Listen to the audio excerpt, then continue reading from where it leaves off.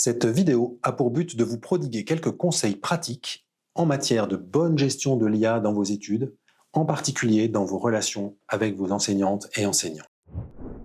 En premier lieu, il me semble dès le départ essentiel de mettre en place une forme de contrat pédagogique avec vos professeurs autour de cette question. Non pas un document rigide, mais un cadre clair basé sur la transparence et la confiance réciproque. Un cadre dans lequel les étudiants savent que l'utilisation de l'IA, lorsqu'elle est explicitement annoncée, ne sera pas pénalisée et dans lequel les enseignants peuvent s'appuyer sur l'engagement des étudiants à déclarer ces usages selon des modalités qu'ils auront eux-mêmes définies.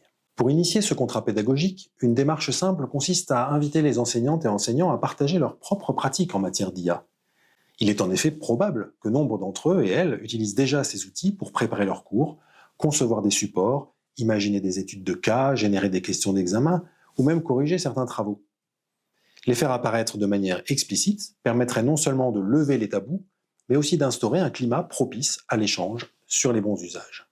Car si l'enseignant ou l'enseignante reconnaît avoir recours à l'IA dans sa pratique professionnelle, pourquoi ne pas envisager que les étudiantes et étudiants puissent en faire autant, dans un cadre défini et partagé ? N'hésitez donc pas à les interroger à ce sujet. Il est tout aussi important de vous renseigner sur la manière dont l'IA sera intégrée aux enseignements et aux évaluations. Cela relève d'un principe fondamental de la pédagogie, la cohérence entre les objectifs d'apprentissage, les méthodes d'enseignement et les modalités d'évaluation. Si l'IA est mobilisée dans l'un de ces trois domaines, elle doit l'être, d'une manière ou d'une autre, dans les deux autres. À cet égard, il serait très curieux d'autoriser l'IA en classe, mais pas à l'examen, et réciproquement. Et tout aussi curieux d'interdire l'IA s'il est clair que les étudiants et étudiantes exerceront plus tard des professions dans lesquelles elle est incontournable.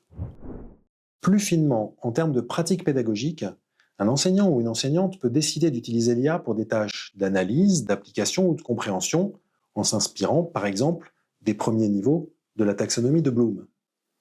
Mais il ou elle pourrait tout aussi bien en autoriser l'usage seulement pour des activités de création ou d'évaluation.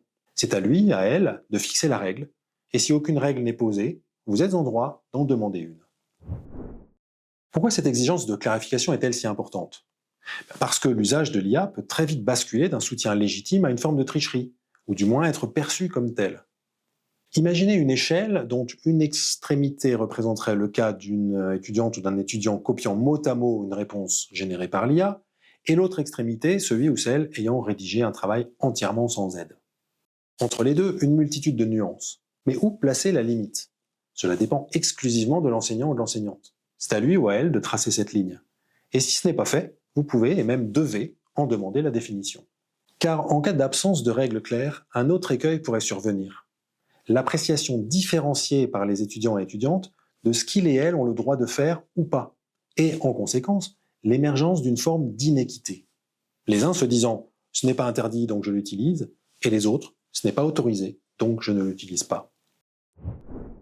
Une fois ces règles établies, il vous revient aussi d'être transparent sur l'usage que vous faites des outils d'IA. Car la transparence, pour être crédible, doit être réciproque.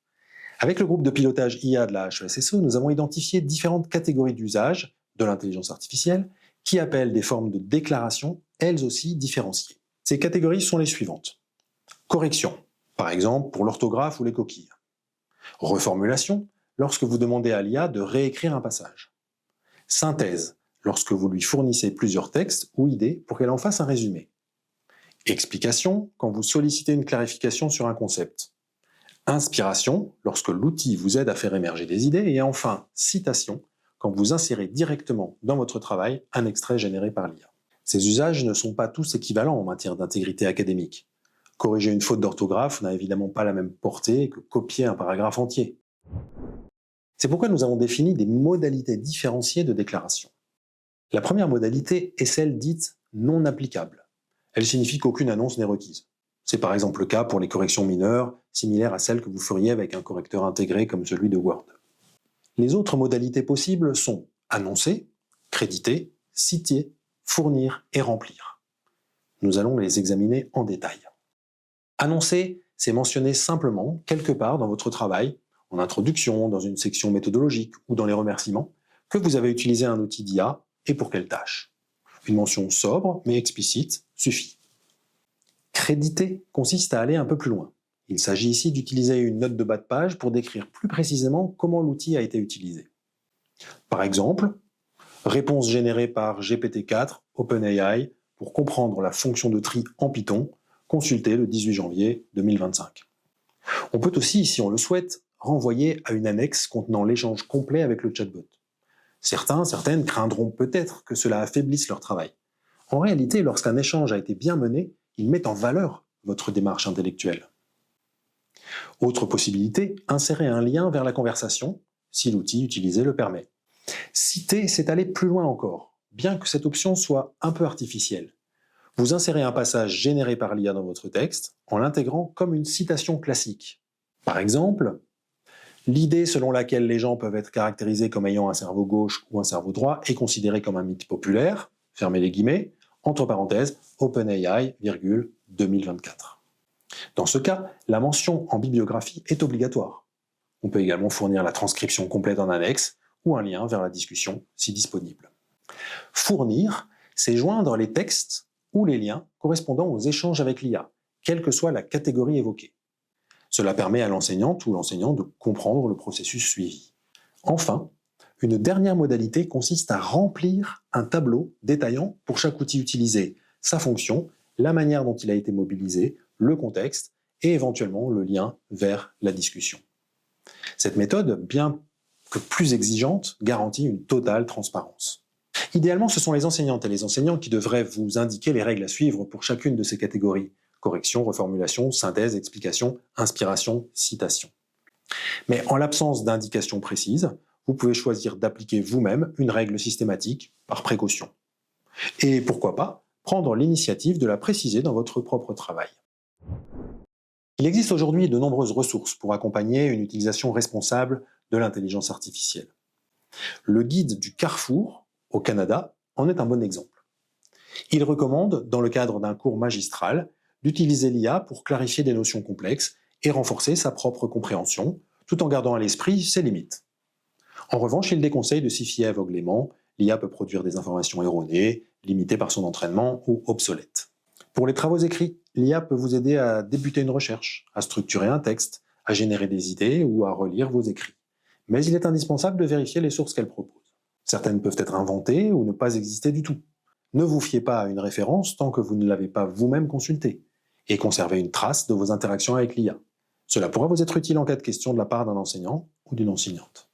Concernant les examens et les travaux pratiques, l'usage responsable de l'IA peut consister à générer des questions d'entraînement, à simuler des situations ou à approfondir des protocoles.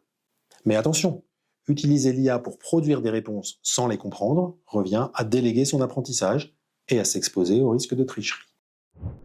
Alors on entend souvent dire que les outils de détection de textes générés par IA sont en progrès. C'est vrai, mais ils restent hautement imparfaits. En réalité, l'IA ne sait pas vraiment détecter l'IA. Elle peut se tromper dans un sens comme dans l'autre. Cela ne veut pas dire que l'on ne peut pas être démasqué pour autant. Les enseignants et enseignantes disposent d'autres moyens. Repérer un changement de style, d'argumentation, ou constater une différence marquée avec vos productions précédentes. Ils ou elles peuvent aussi demander un oral de vérification. C'est ce que prévoit désormais le règlement de certaines hautes écoles comme la HEP du canton de Vaud. Vous devrez alors expliquer et défendre votre travail. Et là, seul votre propre apprentissage vous sera utile. Un dernier mot, un peu moralisateur, je vous l'accorde. Souvenez-vous que notre haute école est d'abord un lieu pour apprendre, bien plus qu'un lieu pour obtenir un diplôme. Un diplôme sans compétences, cela finit toujours par se voir. Et le temps pour apprendre, c'est maintenant, pas dans 5 ans, quand vous serez submergé par la vie professionnelle et peut-être personnelle. Alors, profitez de cette période pour vous former réellement, pour y prendre le plus de plaisir possible, pour développer vos compétences dans la joie, la fierté et l'enthousiasme. Et n'abandonnez pas trop vite vos apprentissages à des machines.